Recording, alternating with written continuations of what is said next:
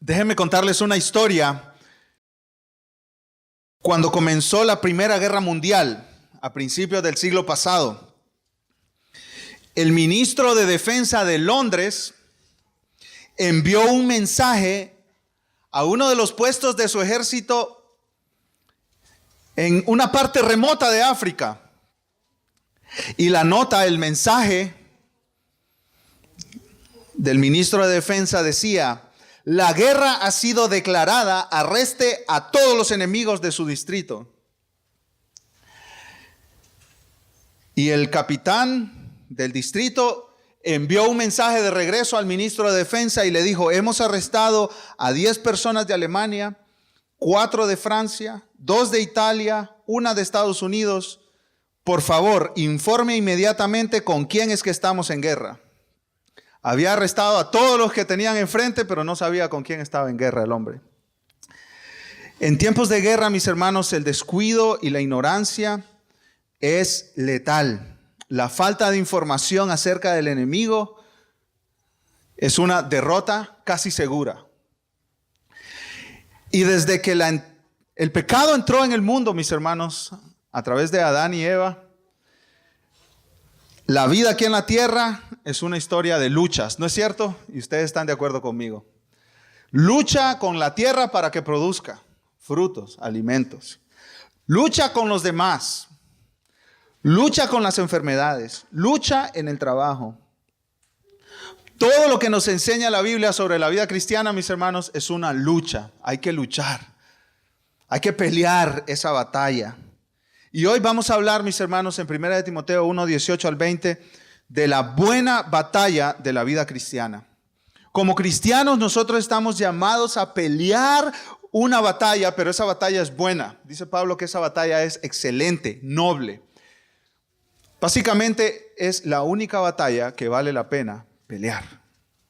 Batalla por fama, batalla por comodidad. Esas batallas pueden hacerse a un lado cuando hablamos de la batalla del cristiano, la batalla del Hijo de Dios. Miren lo que dice el apóstol Pablo a Timoteo en capítulo 1, versículo 18. Este mandamiento, hijo Timoteo, te encargo para que conforme a las profecías que se hicieron antes en cuanto a ti, ¿qué dice, mis hermanos? Milites por ellas la buena milicia. Milites por ella, pelees por ellas la buena milicia. ¿Qué es una milicia? Es una batalla, es una campaña de batallas, de muchas batallas que se pelean, muchas guerras. Versículo 19, manteniendo la fe y buena conciencia, desechando la cual naufragaron en cuanto a la fe algunos, de los cuales son Himeneo y Alejandro, a quienes entregué a Satanás para que aprendan a no blasfemar. Pablo estaba convencido que su hijo en la fe necesitaba recordar, tenía que recordar que esta vida cristiana y el servicio a Dios es una batalla. No es nada fácil, mis hermanos. Esa lucha que tú sientes el domingo en la mañana de si voy o no voy a la iglesia, esa batalla hay que pelearla, hermano. ¿Me levanto o no me levanto? Esa batalla hay que pelearla. Ay, pero está lloviendo. Está rico como para quedarse en las sábanas, prender la televisión y ver unas 3 series de la serie de Netflix que me estoy viendo, unos 3 capítulos. Esa batalla, hermano, el domingo hay que pelearla. Hay que pelearla.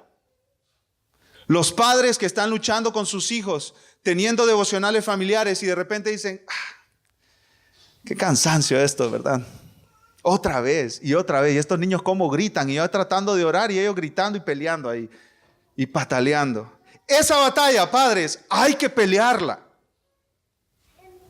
Esa batalla hay que pelearla. Esa batalla por tu matrimonio, por mantener unido tu matrimonio, por mantener firme tu matrimonio. Eso es una batalla que hay que pelear, mi hermano. Eso no es normal. ¿Saben lo que sucede normalmente en un jardín? Si usted siembra unas flores, siembra unas plantas, algunos de ustedes tienen unos jardines preciosos, y ustedes lo dejan ahí a que esas flores sigan creciendo y esas plantas bellas sigan creciendo, ¿qué va a pasar, mi hermano? ¿Se va a llenar de qué? De maleza, de hierbas malas. Y eso es lo que pasa en muchos de nuestros matrimonios. Los dejamos como que ellos mismos vayan ahí en automático y eso no sucede ahí, mi hermano, mi hermana. Esa batalla por el matrimonio hay que pelearla y todos los días. Y aquí vamos a estar y no nos vamos a separar. Y aquí no se habla de la palabra divorcio porque aquí estamos juntos hasta el final. Y Dios está con nosotros y nos va a ayudar a pelear esa batalla. Ese hijo rebelde que tú quieres que regrese a los caminos de Cristo, esa es una batalla que pelear, mi hermano. Y no te puedes cansar de pelear esa batalla sobre tus rodillas. Timoteo tenía que recordar, porque Timoteo era un joven pastor en una iglesia difícil. Pablo dice, te rogué que te quedases en Éfeso.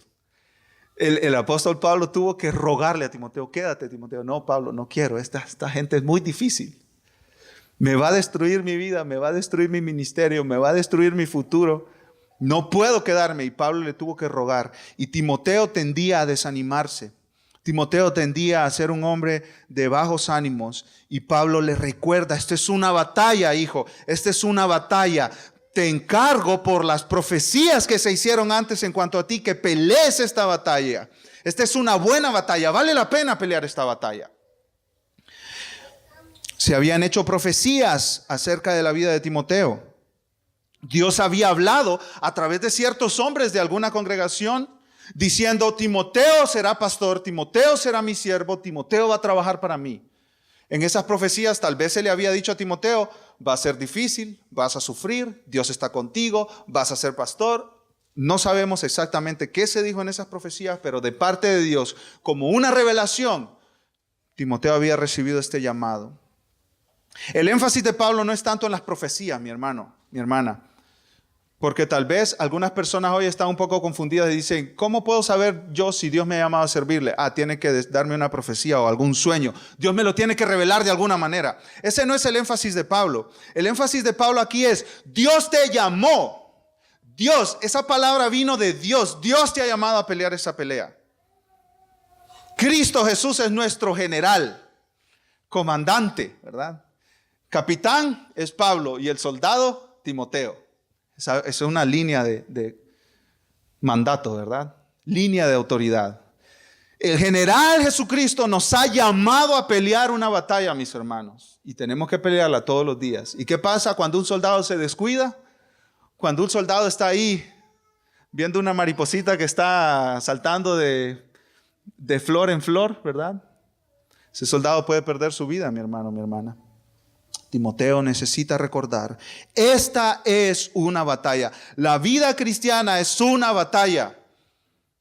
Leer la Biblia todos los días y orar todos los días, tener ese tiempo con Dios. ¿Usted cree que es cosa fácil? Si usted cree que es cosa fácil es porque no lo ha intentado. La palabra de Dios, mi hermano, no se puede separar ni de noche ni de día de su corazón. Esa es la espada del Espíritu. En la batalla usted necesita armas, ¿no es cierto? Y si usted está sin la palabra, usted está casi por seguro que va a perder esa batalla. Y esa batalla de levantarse un poco más temprano y estar en la presencia del Señor, en la palabra del Señor, apartar tiempo para orar, para estar en la presencia del Señor, para estar en la palabra del Señor. ¿Usted cree que eso es cosa fácil? Quienes lo han intentado saben que eso es una lucha. Y no solo es una lucha levantarse, sino cuando ya estás enfrente de la palabra, mi hermano, es una lucha mantenerse ahí y mantenerte enfocado, ¿no es cierto? Y que no he pagado el recibo de la luz, y que no he pagado la renta, y la mente empieza a divagar por todos lados, y tú estás queriendo tener un tiempo con el Señor, y está esa lucha. Jesucristo llamó a 3 de sus discípulos la noche antes de que fuera arrestado, y le dijo, oren conmigo aquí, yo voy a ir a orar un poco más allá. Y regresó, 3 veces hizo esto Jesús y los encontró, ¿qué, mi hermano? Durmiendo. ¿Y qué les dijo Jesucristo? A la verdad, el espíritu anhela, el espíritu quiere eso, pero la carne es débil. Esta es una lucha, mi hermano. Una lucha en contra de la carne, una lucha en contra de los deseos pecaminosos. Esta lucha contra la tentación que tú tienes, contra el pecado que tú tienes. Esa es una lucha que vale la pena pelearse. Esa lucha contra el enojo, contra esas explosiones de ira, esa lucha tienes que pelearla, mi hermano. Porque si no, vas a destruir tu hogar, vas a destruir tu matrimonio, vas a destruir a tus hijos. Esa lucha vale la pena pelearse, mi hermano. En otras partes del Nuevo Testamento se refiere a esta lucha. a esta batalla, a esta guerra en la que estamos. 2 Corintios capítulo 10 dice, pues aunque andamos en la carne, estamos en estos cuerpos. No militamos según la carne. Nuestras armas no son carnales. Las armas de nuestra milicia, de nuestra guerra, no son carnales, sino poderosas en Dios para la destrucción de fortalezas. En Efesios capítulo 6, versículo 10 al 12 dice, por lo demás, hermanos míos, fortaleceos en el Señor y en el poder de su fuerza. Vístanse de toda la armadura de Dios para que puedan estar firmes contra las acechanzas del diablo. Ahí está, esto es nuestro enemigo. El diablo es nuestro enemigo que nos quiere ver destruidos. Versículo 12, porque no tenemos lucha contra sangre y carne. Nuestra lucha no es unos contra otros. Mi lucha no es con mi esposa. Mi lucha no es con mis hijos. Mi lucha no es contra ustedes, mis hermanos. Nuestra lucha no es entre nosotros. A veces nos equivocamos y tomamos lucha unos con otros. Tomamos guerra unos con otros. Y a ver quién se hace más daño. Y a ver quién se dice las cosas más groseras y más ofensivas. Nuestra lucha no es así. Si tú estás peleando así, te estás equivocando. Estás peleando la batalla incorrecta. Nuestra lucha, dice el apóstol Pablo, es contra principados, potestades, los gobernadores de las tinieblas de este siglo, contra huestes espirituales de maldad en las regiones celestes. ¿Quiénes son todos estos, Pablo? Pablo te acaba de decir los diferentes rangos que hay en el ejército enemigo. Satanás es el capitán y después están todos estos principados y potestades y las huestes celestiales. Todos estos demonios que se rebelaron en contra de Dios, que están buscando la manera de destruirte a ti, destruir tu matrimonio, destruir tus hijos, destruir tu hogar, destruir esta iglesia.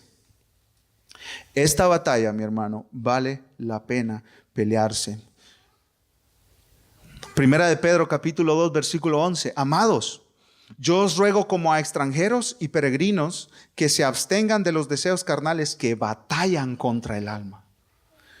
Esos deseos pecaminosos, ese deseo de tomar lo ajeno, ese deseo de ofender, ese deseo de maldecir, ese deseo, mi hermano, de envidiar lo que otro tiene, ese deseo de decir chisme, todo ese deseo, todos esos deseos que batallan contra tu alma, hay que pelear contra ellos. Hay que pelear contra ellos. Son batallas que vale la pena luchar. Pastor Sugel Michelén de República Dominicana dice de la siguiente manera: la vida del cristiano es una lucha. Que nadie piense que en esta vida cristiana se puede avanzar un solo paso sin lucha. Si tú no luchas como cristiano, no vas a crecer, mi hermano. Si tú no peleas como cristiano esta buena batalla, no vas a crecer. Y esto no es automático.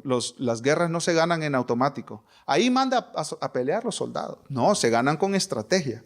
Y se ganan concentrados. Y se ganan conociendo al enemigo.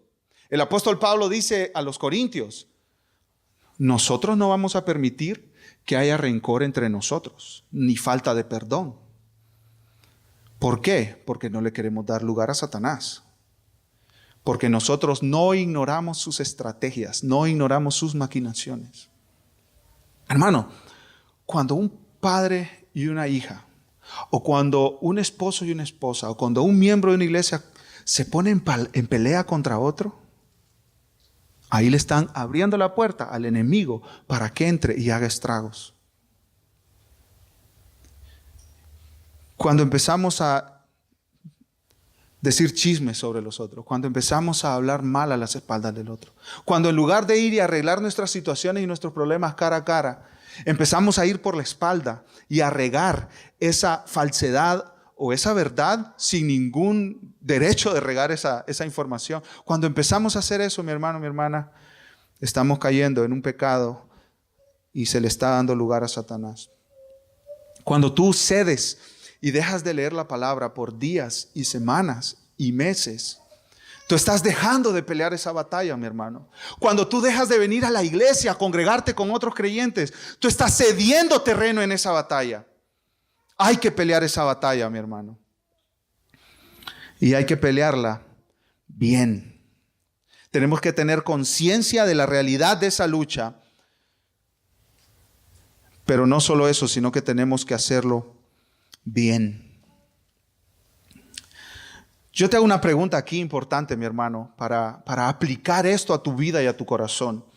¿Cuál es tu batalla? ¿Cuál es tu lucha? ¿Estás consciente de ella en tu mente y en tu corazón?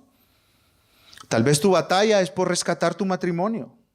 Tal vez tu batalla es contra un pecado sexual secreto que tú estás manteniendo allá en lo oculto. Tal vez tu batalla, tu pelea, tu lucha es contra el desánimo en las cosas de Dios. Tal vez tú estás desanimado por en las cosas de Dios y en los caminos de Dios. Tal vez tu batalla es contra la falta de dominio propio. Tienes falta de dominio propio al comer. Tienes falta de dominio propio al usar tu dinero. Tienes falta de dominio propio al usar tu tiempo, al hablar.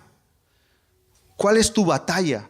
¿Cuál es la batalla que estás peleando? En todo momento tú tienes que estar seguro que Dios está contigo y que Dios está peleando por ti y contigo esas batallas. Ahora, ¿cómo se lucha esa batalla, esa buena batalla de la fe, esa buena batalla de la vida cristiana? 3 cosas que nos dice Pablo aquí en 1 Timoteo 1, mi hermano. En primer lugar, mantener una sana doctrina. En segundo lugar, mantener una sana conciencia, una conciencia limpia. Y en tercer lugar, mis hermanos, mantener una iglesia sana. Miren el versículo 18 conmigo, mis hermanos. 1 Timoteo 1, 18. Este mandamiento, hijo Timoteo, te encargo para que conforme a las profecías que se hicieron antes en cuanto a ti, milites por ellas la buena milicia. ¿Qué dice el versículo 19, mis hermanos? Manteniendo la fe. Ese es el primer paso para pelear bien esta buena batalla, esta batalla noble, esta batalla que vale la pena pelearla. Manteniendo la fe. Aquí la palabra fe, mis hermanos, se refiere a la doctrina. Manteniendo la doctrina, manteniendo una sana doctrina. Aferrándote a una sana doctrina. Recordemos que en 1 Timoteo Pablo está escribiendo porque hay un montón de falsos maestros dentro de la iglesia. Hombres y mujeres que están diciendo, enseñando falsamente. Y Pablo dice, si tú quieres pelear bien esa buena batalla, tienes que mantener la doctrina. Tienes que aferrarte a la doctrina, aferrarte a la sana doctrina. Las doctrinas del cristianismo, doctrinas básicas, mis hermanos, que tú y yo conocemos, como Dios existe en 3 personas, Dios Padre, Dios Hijo y Dios Espíritu Santo. Jesucristo es 100% Dios y 100% hombre. Jesucristo resucitó de los muertos y ascendió a la presencia del Padre. El Espíritu Santo viene a habitar, a morar en aquellos que creen y confían en Cristo como Salvador. Y por ahí nos podemos ir una por una. La doctrina de la santificación, cómo el creyente es santificado. La doctrina de la regeneración, cómo una persona pasa de no creer en Cristo a creer en Cristo. De las tinieblas a la luz. Estas doctrinas tú y yo las tenemos que saber bien, conocer bien y mantener para pelear la batalla en la vida cristiana, mi hermano. Tienes que saber ciertas cosas si quieres pelear esta buena batalla de la fe. ¿Por dónde comenzar? ¿Dónde puedes comenzar tú, mi hermano, mi hermana? Y yo te animo para que lo hagas, de verdad. Yo te animo para que tú tomes estas aplicaciones y las lleves a cabo esta misma semana. ¿Cómo puedes hacer para mantener la sana doctrina? Esa no es responsabilidad solo del pastor, sino de cada hermano y hermana de la congregación. Lee nuestra declaración de fe. Nosotros hemos adoptado la declaración de fe de New Hampshire. Léela, estúdiala, conócela. Tiene nada más un par de páginas, 2, 3 páginas. Es fácil de leer, fácil de estudiar. La escogimos porque es corta, pero sólida. Conoce esa declaración de fe. ¿Tú sabes lo que nosotros como iglesia creemos, confesamos, profesamos, creemos? Tú estás llamado a conocer esas doctrinas, mi hermano. Tú estás llamado para que si alguien nuevo que apenas acaba de conocer a Cristo entra por esas puertas y te pregunta a ti, ¿y qué es lo que creen aquí? Tú puedes decirle. Nosotros creemos en la autoridad de la palabra. Nosotros creemos en el Dios Trino. Nosotros creemos en Jesucristo, Hijo de Dios, 100% Dios, 100% hombre. Y por ahí tú sigues y sigues y sigues.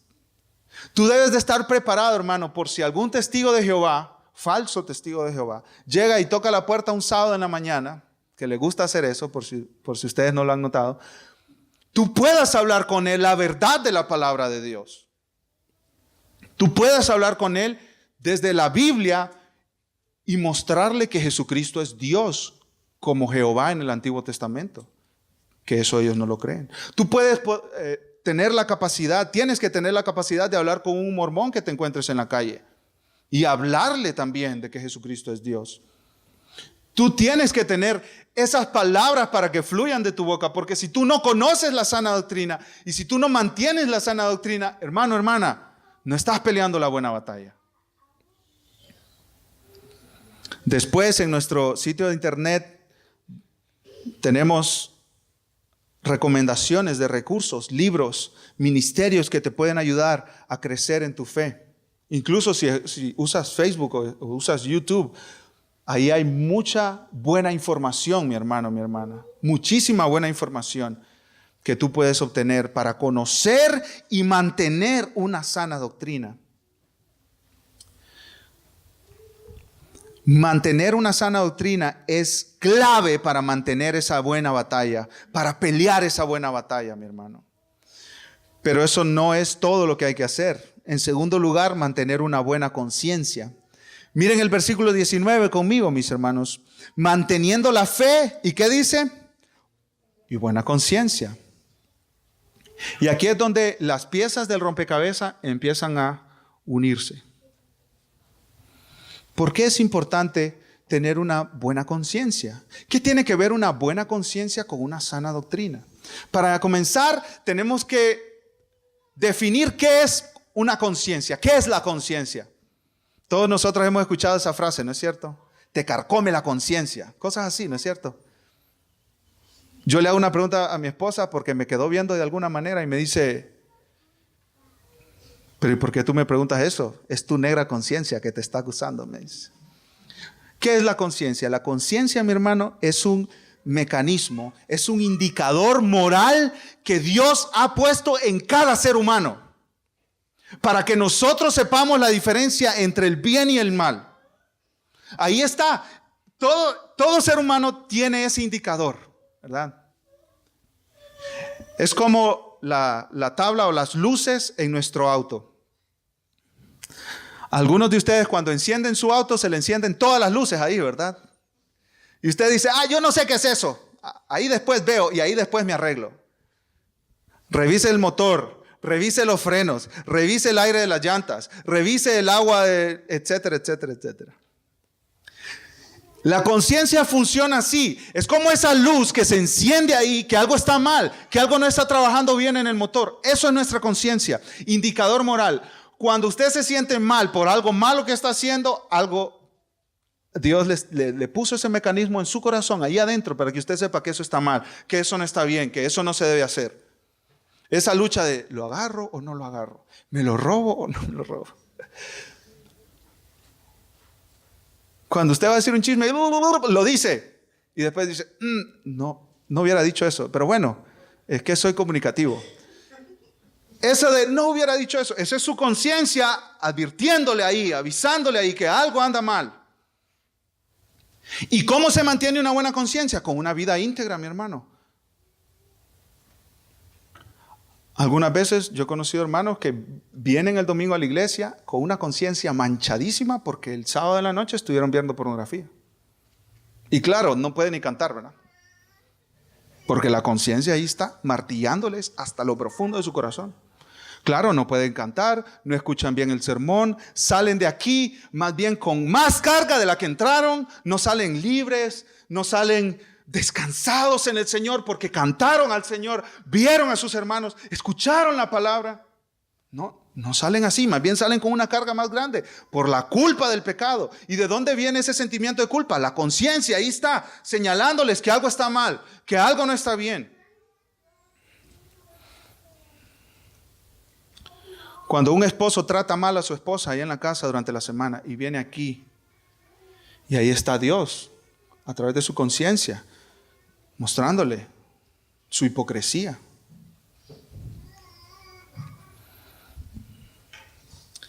Una buena conciencia está en sintonía con la verdad de Dios, con la palabra de Dios. No estamos hablando de perfección aquí, mi hermano, mi hermana. Estamos hablando de una vida limpia delante de Dios. Pablo dice, yo no tengo nada de qué acusarme, ni yo me acuso a mí mismo. Eso es una conciencia limpia, mi hermano. Ahora, yo les hago una pregunta. ¿Era Pablo perfecto?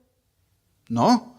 En Romanos capítulo 7, Pablo dice, el bien que quiero hacer no lo hago, y el mal que no quiero hacer, ese hago. ¿Qué es eso? Es una lucha con el pecado. Pero ¿cuál era la clave en la vida de Pablo? Porque él no tenía nada de qué acusarse a sí mismo. Tenía una limpia conciencia porque él confesaba sus pecados a Dios, mi hermano. Primera de Juan, capítulo 1. Si confesamos nuestros pecados, Dios es fiel y justo para perdonar nuestros pecados y limpiarnos de toda maldad. Qué buena noticia, ¿no es cierto, mi hermano? Dice el apóstol Juan en 1 Juan capítulo 2, yo les escribo estas cosas para que ustedes no pequen. Yo quiero que ustedes tengan una conciencia limpia y tranquila. Pero si alguno peca, que eso es seguro, mi hermano, cada semana vamos a pecar. Si alguno peca, ¿qué dice el apóstol Juan? Abogado tenemos para con nosotros delante del Padre, a Jesucristo el justo. Ahí tenemos a alguien defendiéndonos. Entonces, ¿cómo Pablo podía tener esa conciencia tan limpia y nada de qué acusarse? Porque tenía cuentas limpias y al día con Dios. Un pecado, cada vez que tú peques, mi hermano, ve a Dios, Él no te rechaza. Ve a Dios, Él te recibe. Y dile, Dios, gracias, porque aunque le acabo de gritar a mi hija, Jesucristo pagó por ese pecado en la cruz. Y ahora yo te pido perdón a ti y recibo tu perdón. Y ahora yo le voy a pedir perdón a mi hija con una conciencia limpia porque yo sé que tú me perdonaste. ¿No son esas buenas noticias, mi hermano? En nuestra lucha contra el pecado continuamente.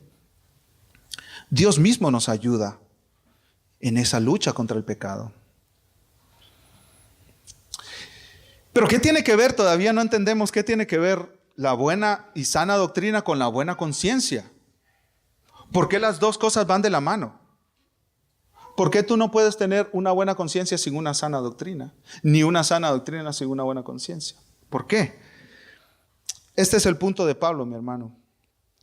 Una buena conciencia evita que la sana doctrina que tú estás creyendo y predicando te acuse por tu mal comportamiento. Y eso es lo que pasa, mi hermano. Yo quiero que tú abras bien tus oídos y tu corazón para esta verdad, porque es clave. Una mala conciencia te puede llevar a ajustar tu doctrina. Una mala conciencia te puede llevar a ajustar tu doctrina. ¿Cómo así, pastor? Si tú estás pecando, entonces tú vas a ir a tu doctrina porque no te sientes bien en tu conciencia.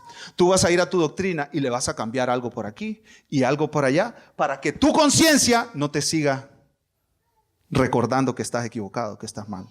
Yo le voy a poner un par de ejemplos. Estaba platicando con un pastor y estábamos hablando de si un pastor puede seguir siendo pastor después de divorciarse de su esposa y casarse con otra persona.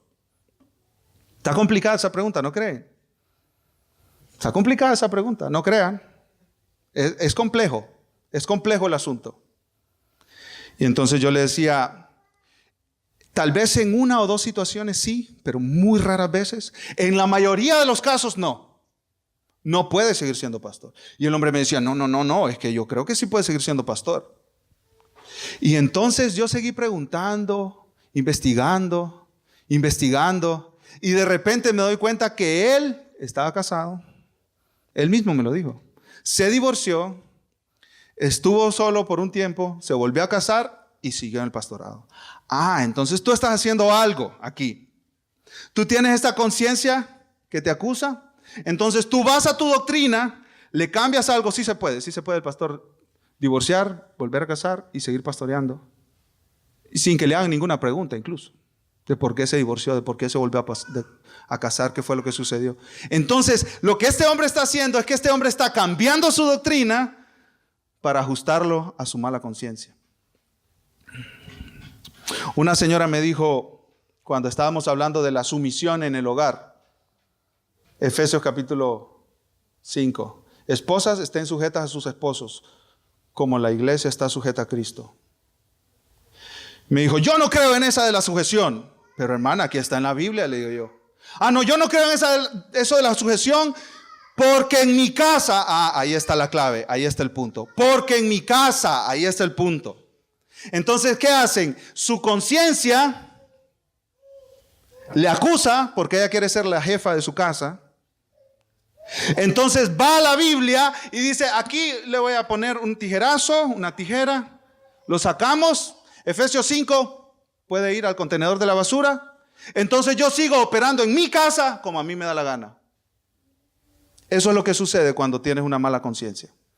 Vas a la doctrina, le ajustas por ahí para seguir viviendo como a ti te parece. Hermanos amados, si quieres pelear una buena batalla, tú tienes que tener una sana doctrina y una buena conciencia. Porque si no, tu mala conciencia te va a llevar a tu doctrina, le vas a ajustar y vas a seguir por ahí.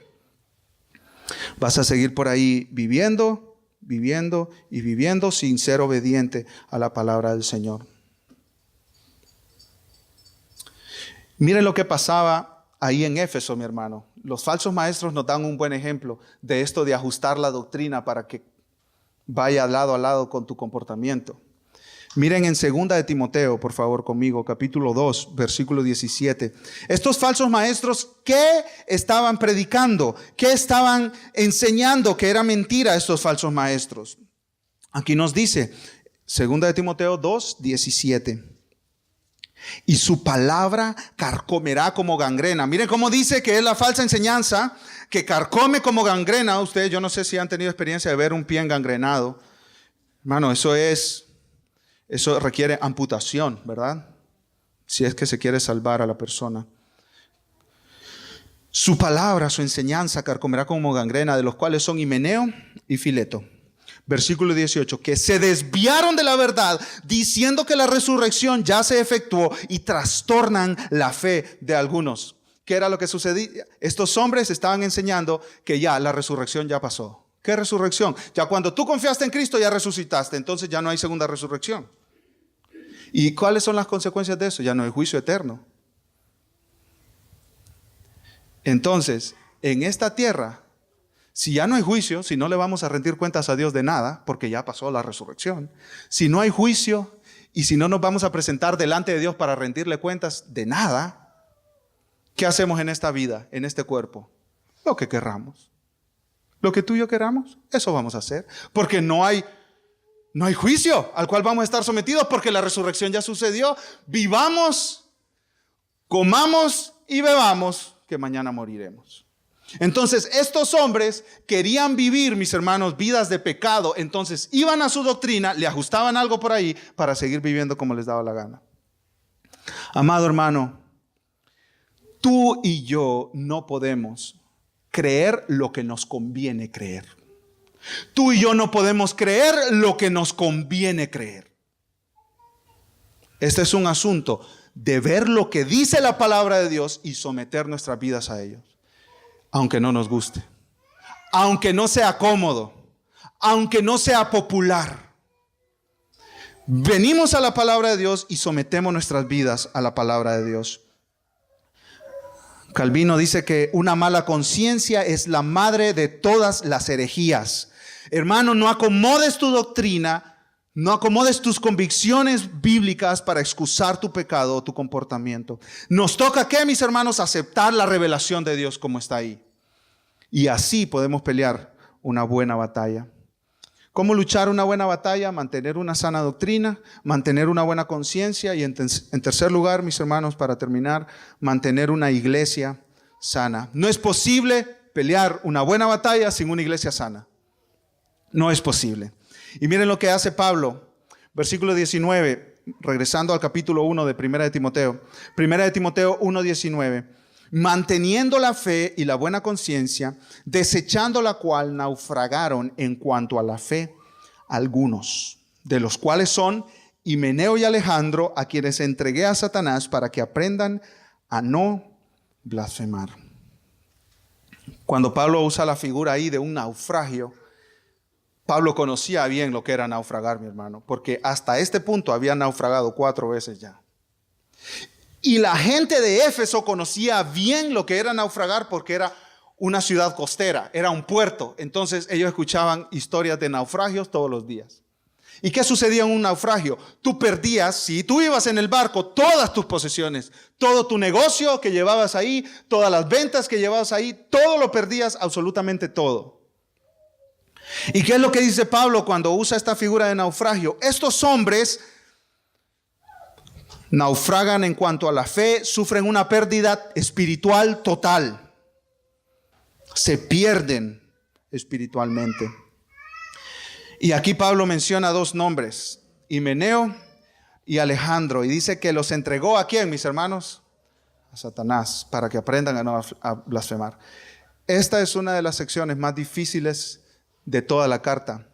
No porque sea difícil de interpretar, sino que es difícil de aceptar, mi hermano. Estos falsos maestros fueron entregados a Satanás. ¿Qué quiere decir eso?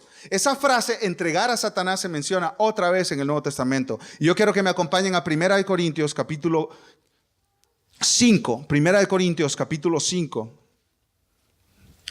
1 Corintios capítulo 5. Aquí se menciona otra vez esta frase, entregado a Satanás.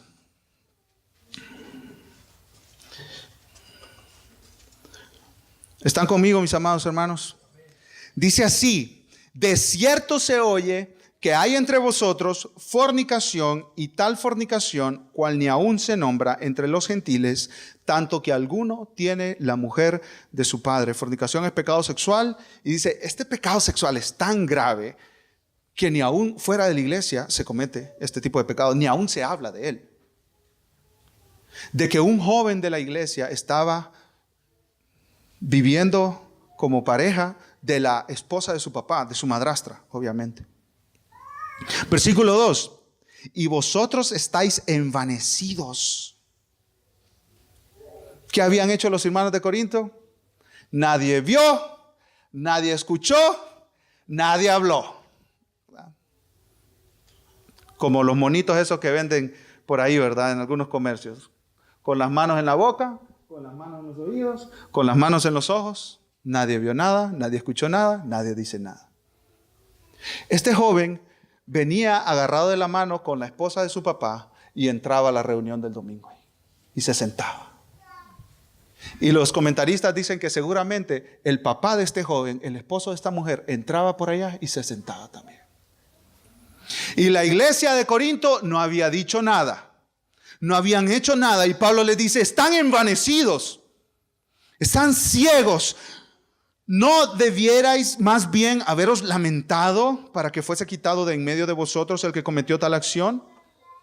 Ciertamente yo, aun como ausente en cuerpo, pero presente en espíritu, ya como presente he juzgado al que tal cosa ha hecho. Yo apostólicamente estoy emitiendo un juicio, dice Pablo. Versículo 4, en el nombre de nuestro Señor Jesucristo. Esto no es por idea de Pablo, esto no es una cosa de Pablo, ¿verdad? Un deseo de Pablo. En el nombre de Cristo, el pecado en la iglesia se debe tratar porque Cristo pide que se trate el pecado en la iglesia. En el nombre de Cristo, reunidos vosotros y mi espíritu con el poder de nuestro Señor Jesucristo, como que si tuviéramos una reunión de miembros. Versículo 5, el tal sea, y ahí está la frase otra vez, entregado a Satanás para destrucción de la carne, a fin de que el espíritu sea salvo en el día del Señor. Aquí el versículo infiere, da la idea de que este joven había demostrado evidencias de conversión, pero estaba viviendo en rebeldía contra Dios. O sea, Pablo dice, lo entregamos a Satanás para la destrucción de la carne, para que Satanás lo agarre y lo zarandee, pero que su espíritu sea salvo. O sea, que aprenda su lección y que deje ese pecado. El punto es restaurar a este muchacho. No vengarse de él, no castigarlo, no, restaurarlo. Que sea salvo en el día del Señor. ¿Qué quiere decir esta frase, mi hermano? Entregar a Satanás. Entregar a Satanás, mi hermano, quiere decir empujar, abandonar a esta persona a la esfera donde Satanás tiene el control. Y la idea en el Nuevo Testamento es que la iglesia, la membresía en la iglesia local, es como una sombría que sirve para tener la protección especial de Dios. Y cuando a ti te sacan de esa membresía o tú te sales de esa membresía, tú estás bajo la sombría de Satanás y bajo el ataque de Satanás sin esa protección especial de Dios. Esa es la idea del apóstol Pablo aquí y también en Timoteo. Miren conmigo Mateo capítulo 18, mi hermano, en el versículo 15. Mateo 18, 15.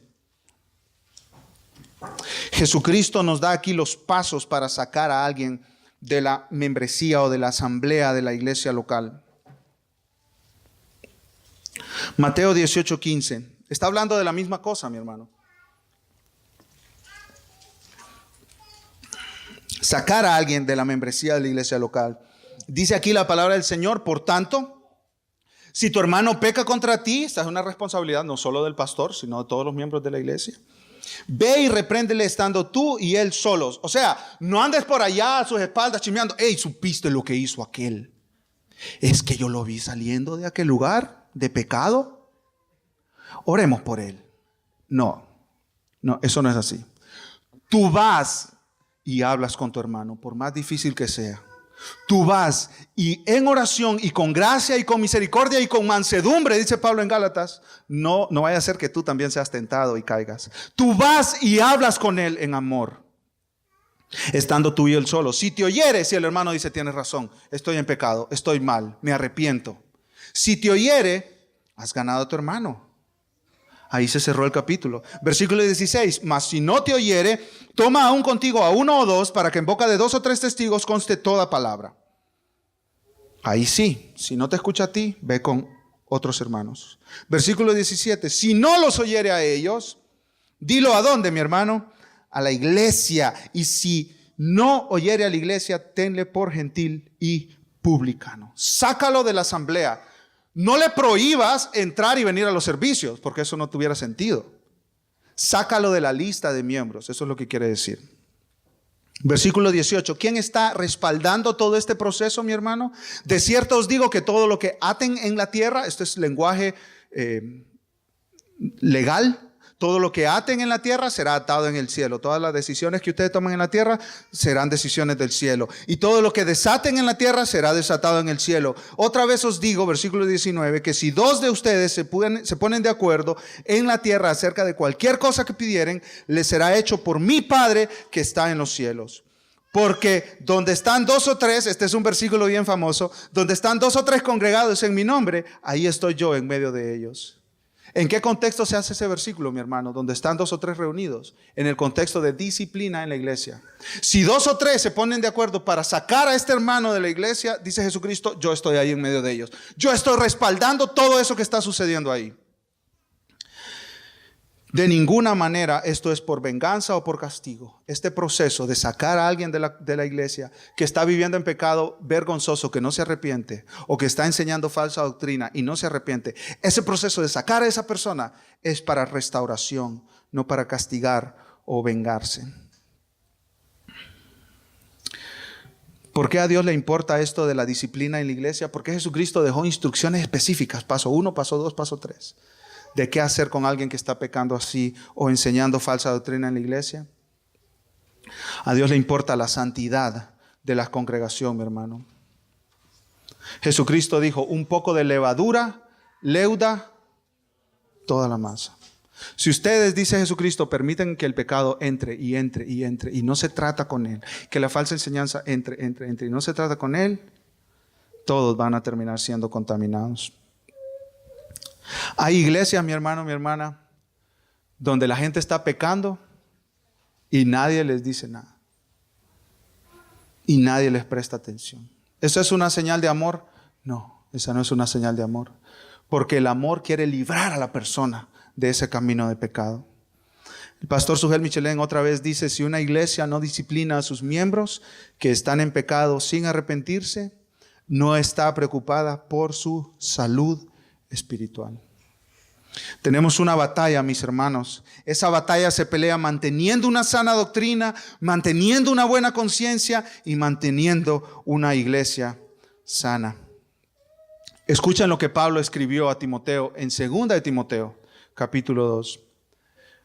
2 de Timoteo, Pablo le escribió antes de ser ejecutado. Pablo murió a manos del Imperio Romano. Y esta fue la última carta, tal vez semanas antes de morir. Y Pablo le dice a Timoteo, 2 de Timoteo 2:7, he peleado la buena batalla, he acabado la carrera, he guardado la fe. Por lo demás, me está guardada la corona de justicia, la cual me dará el Señor, juez justo, en aquel día. Y no solo a mí, sino también a todos los que aman su venida. Te hago una pregunta, mi hermano, mi hermana. ¿Estás peleando tú la buena batalla? ¿Estás peleando tú esta buena batalla? Porque Cristo Jesús viene, el general del ejército viene por sus soldados. Y anhelo, mi hermano, que Dios te encuentre fiel peleando esa buena batalla. Vamos a orar.